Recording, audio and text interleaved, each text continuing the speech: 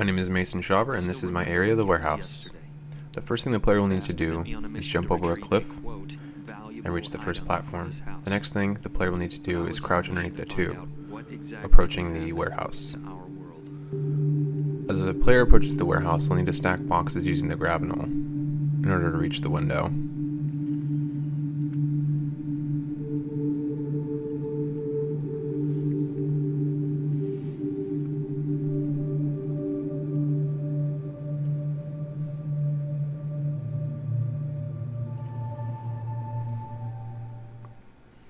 Once inside the window, the player will be instructed to pick up a tape recording that is found on the bookshelf to the left. Next, the player will need to proceed through the warehouse in order to exit it. Opening up the first door, the player will notice a health pack to the left, and then proceed through the next door into the first room of the warehouse. The first thing the player will notice is a crane to the left and a platform to the right. To reach the platform to the right, the player can move boxes and jump onto the broken stairs. Once at the top, the player will be instructed that there is no power to the crane control and will need to turn it on with the fuse box to the right. Once the fuse box has been interacted with, the power will turn back on, the lights will turn on, and the player can interact with the crane controller. The crane will then move the crate up and the player can proceed through to the door.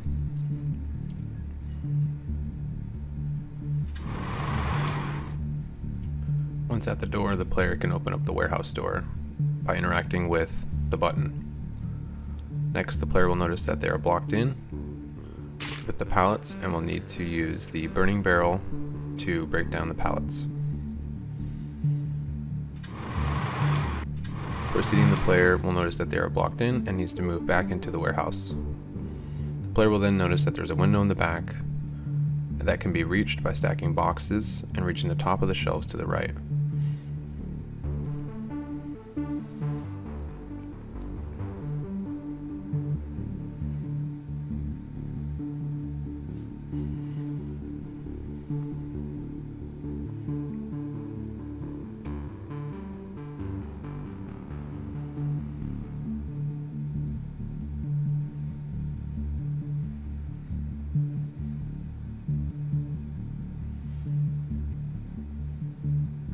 Once on top of the shelf, the player will notice there is planks that can be moved with the grabnel that will snap into place, allowing them access from shelf to shelf.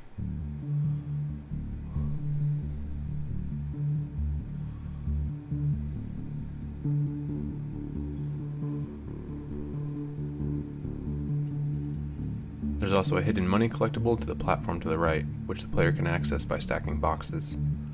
Once through the window, the player will need to crouch underneath some window debris. At the bottom, the player can use the grabnel to pick up the rock and smash through the broken wall. Once again, the player will need to use the burning barrel to break down the pallets to proceed through the gate. The player will notice that the gate is closed. In order to open the gate, the player will need to go inside the booth and activate the gate. Once outside, the player will need to move some crates and exit the area.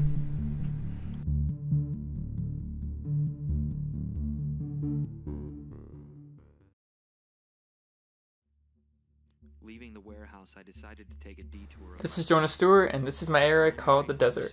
Off to the right, the player notices a car nearby, and there is a Halo Easter egg attached to it that the player can interact with if they so choose to, and if they spot the clues. But moving on, the player will notice that the lights are turned off in the warehouse, so they will try to open the front door, and they will be prompted that it won't budge, and so they need to find another way in. They will come across a breakable wall that they will need to get a head start and ram into using their body. Once inside the warehouse, they will be prompted to turn on their flashlight using the F key, and then be prompted to crouch underneath the debris and even click the shift key for better visuals. Now the player will push and pull these crates out of the way using their grabnel. And moving on, the player will come across their first trap, which is a tripwire that does 20 damage, which they will need to try and avoid. Next, they'll look around for a generator room, and once they see a door will open that will lead them inside. The player will now need to find a way to turn on the generator by acquiring 2 power cores. But off to the side, if the player chooses to explore this area, they can try and attempt to collect the collectible atop of the towers using the boxes and crates around them. But moving on, the player will come across another breakable wall that they will need to get a head start to ram into. Once through, they are hinted that a power core is in this room and they will need to check under boxes. But off to the side, if the player glances out, they'll see the upcoming sandstorm that they will need to transverse through, as well as over a broken building. But looking around for the power core, they finally acquire it, and they are notified that there is one more power core that they will need to find elsewhere in this warehouse. Looking elsewhere, the player will be notified that there is possible trip mines or danger nearby that they will need to use the rocks in order to see if the path is clear before them. If they step on these trip mines, it will deal an immense amount of damage and also knock them back a little, so they need to be extra careful. So they need to carefully maneuver around and find the power core that is in the back wall. Once they have acquired the power cores, they will then make their way back to the generator room, where they will turn on the generator that will turn on all of the lights and as well open a door leading into the next part of the area. Now the player will see the sandstorm regardless if they look through the window, and they will need to transverse this fallen building, but they need to be careful because parts of the building will collapse if the player touches them. Once the player has made it across, they will be shielded from the sandstorm by the large sand dunes. Off to the left, there is a few health packs the player can use to replenish health if they've been damaged too much. They will then need to go left or right, and if they go right, the player will come across a corpse, hinting at what possibly went down here. Once they get close enough, a door will open, leading them into the facility, and when they enter in, the door will shut closed behind them. They will then open the second door, and it too will shut closed, only allowing them to push forward. In here, they will notice some more corpses and also a DNA canister, one of 3. They will then need to find a way out of this room, and if they get near the light, a secret door will open, leading them into the next part of the area. Off to the left, there are some malfunctioning doors the player will need to get through, but off to the right, there is a corpse with a note with a hint to a riddle, and if they get next to the door, a secret door, and manage to open it correctly by putting in the right input, they'll be able to open it and attain some collectibles. Now they need to pass through the malfunctioning doors carefully, as they will instantly kill the player.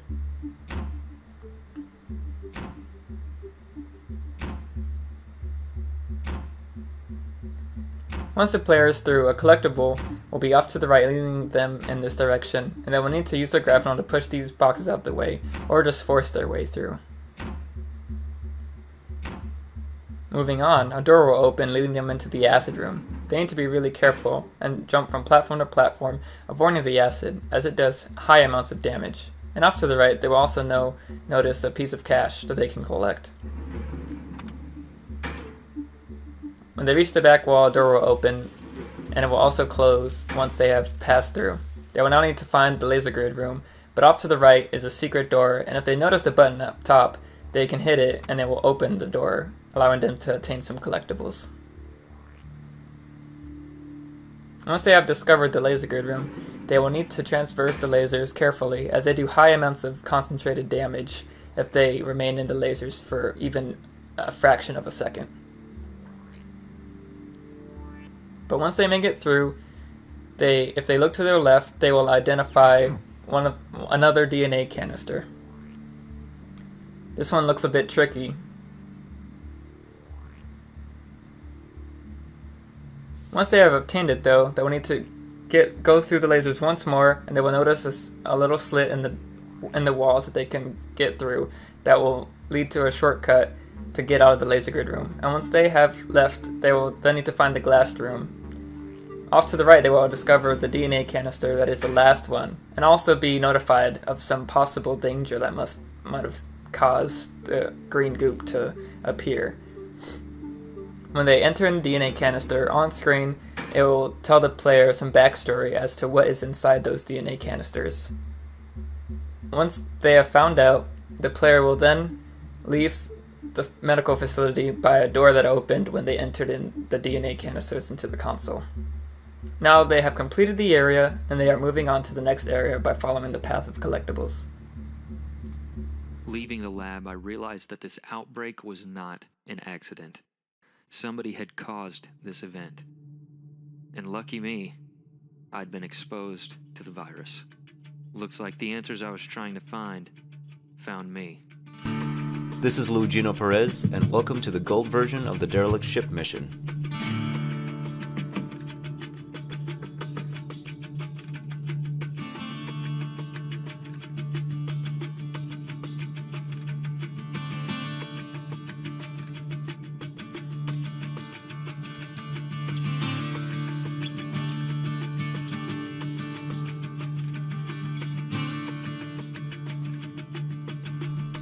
Since beta, I've added shipping container assets that the player can search for scrap metal. As with my previous work, I modeled and textured them through Blender 3D. They sport hinged doors and crates that the player can manipulate with the grav null. You can find them on the aft end of the ship once you climb on board. For aesthetics, I've made new models for the hatches in the console located on the ship's bridge. The hatches operate the same as the previous iterations, but have a more believable look for ships. And the player is no longer required to interact with the console as well. However, I added a camera feed display to it to make it more interesting and believable.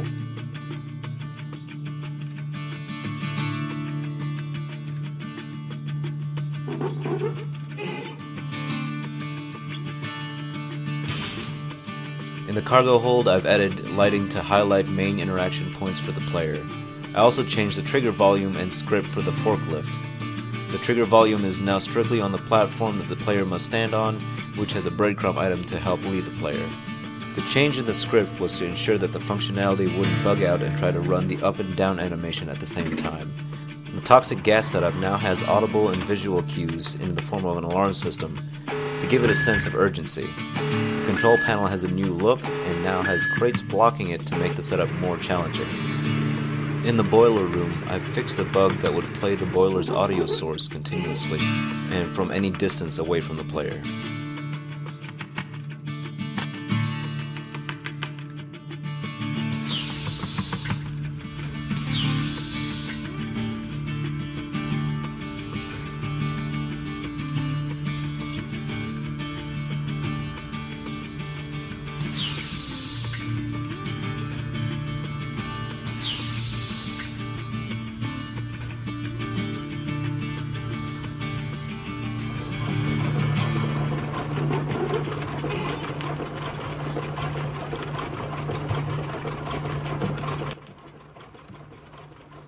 Leaving the boat, the thought entered my mind. Maybe at the Bast's home, there was some clue leading to the location of the cure. I knew I had to get there as soon as possible. I was already starting to feel different. Hi, I'm Caleb Massey, and this is The Mansion on a Cliff. The first thing the player needs to do is get out of this shack. They can see that something's blocking their way, so after crouching under this ladder, they can grab the crowbar to remove the barrier that's blocking the door. Now the player needs to move these boxes out of the way using their grab null that they learned how to use earlier. And coming across these barrels, the player will see they can't lift with their grab null, so they must jump. In this garage here, the player will see the first instance of the turnstile mechanic. And when they find the top of the turnstile, they can connect it to the base to reconstruct it, which will cause it to be interactable so the player can open the door and leave the garage. Going down into the basement, the player will see their first instance of the electrified floor, and in order to disable this, the player must use the EMP, which will disable the floor for a moment, allowing them to cross safely. The player then uses their grab null on the bookshelf in order to move it out of the way to progress. After moving these boxes out of the way, the player will continue into the main part of the mansion. And in this foyer, the player will see that there's an elevator, but there's a barrier blocking it because the elevator is broken. And they'll see that they don't have the parts that they need to fix it. So if the player looks under the stairs, they'll see the first elevator part being protected by an electric floor. So using their EMP, they can crawl under and grab it and continue to try to find the other piece.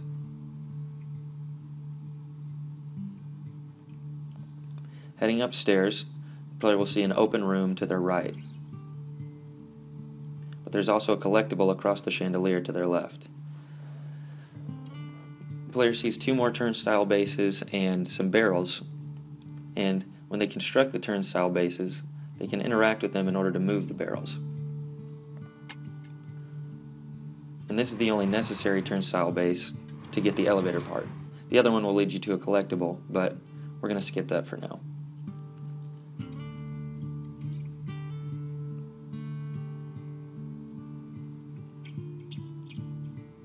So jumping up to the top, the player will get the second elevator part, and they can continue to go fix the elevator. Having both parts in tow, the player can get on the elevator and head up to the library.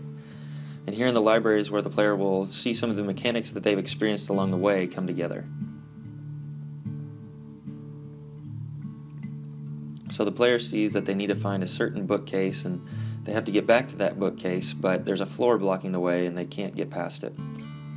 So the player crawls under this bookshelf and interacts with this junction box to disable the electric floor in order to get the turnstile top in the back. After launching it across, they can disable the EMP again and proceed to reconnect the turnstile top.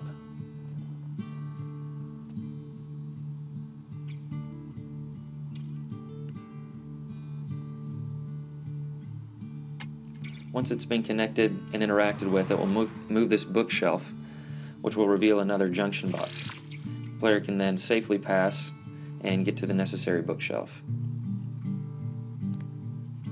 Using the crowbar they got at the beginning, the player can remove the bookshelf, and they enter into the Bast's room looking for the treasure.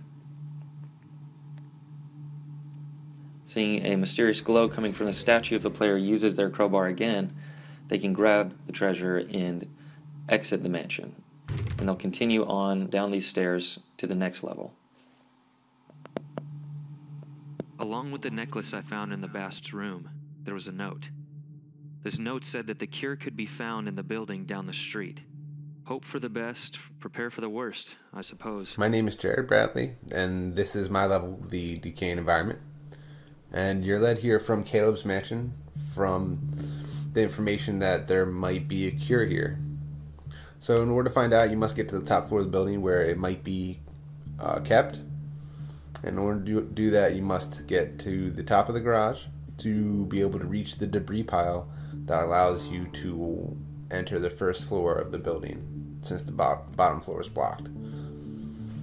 After getting through, you have to navigate some more debris in order to get to a staircase that will allow you to start climbing to the top floor, since the elevator's stuck. Now this staircase is crumbling. You have to stack some debris here that allows you to jump and reach the staircase. And once doing that, you can look up and see a board up against the wall, and hitting it with one of these bricks moves it, indicating to the player that it'll fall over if they hit it. Here they must cross some falling debris, careful not to get hit, and then they must lift some fallen debris in order to get by. Here the player must navigate another crumbling environment, some debris falling down as the floor shifts when the player steps on it.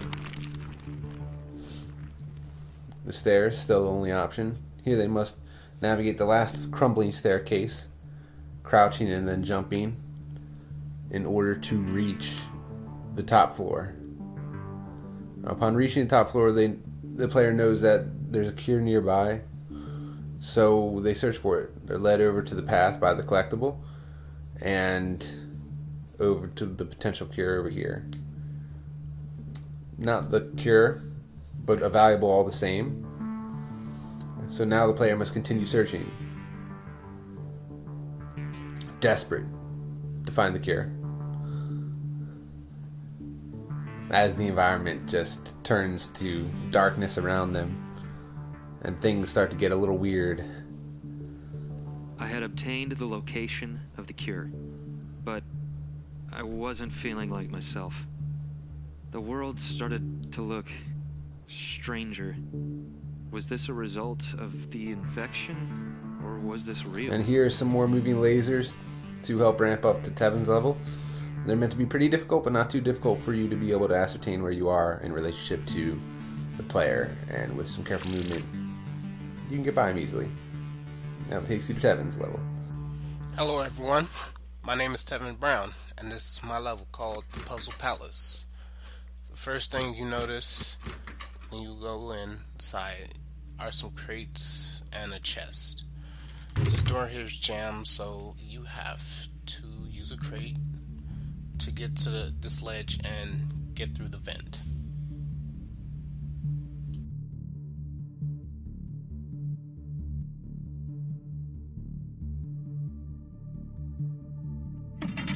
After crawling through the vent, you'll notice a switch where you can use to turn on the lights and the defenses, like this laser grid.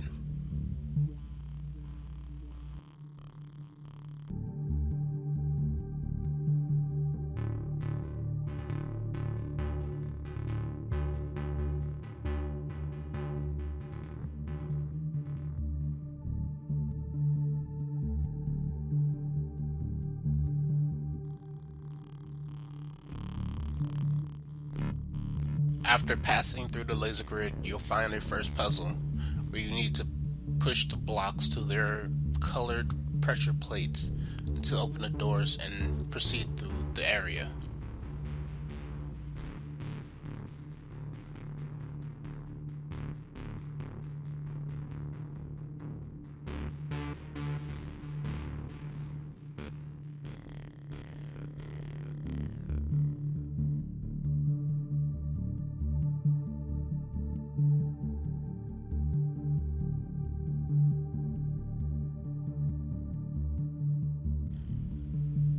The first thing you need is the lens. There are 4 in total inside the level that you need to collect to get through the final vault door.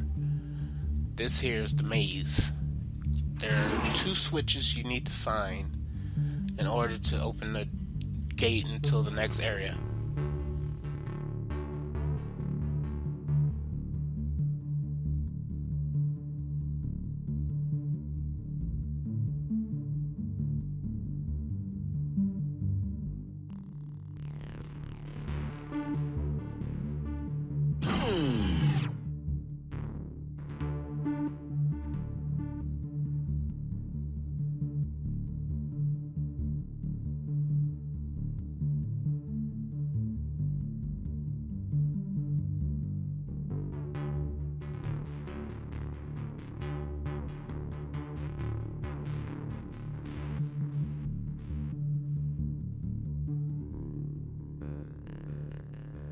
After the maze, you'll find yourself with 2 choices.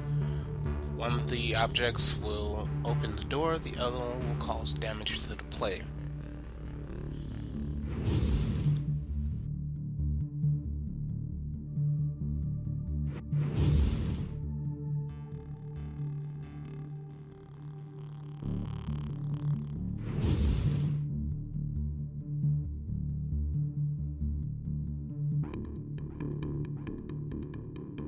And here is the final puzzle room. This is a jumping puzzle.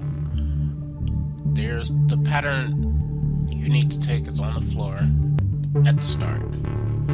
All you have to do is jump on the correct platforms in the right order, and you'll be able to get across to the other side.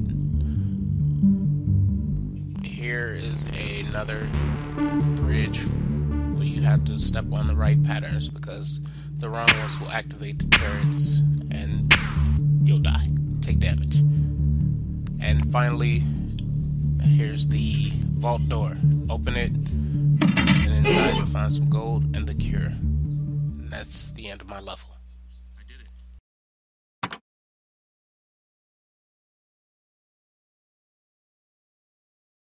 I did it. I escaped the infamous Puzzle Palace. Now, I just need to take the cure. This is the cure, isn't it?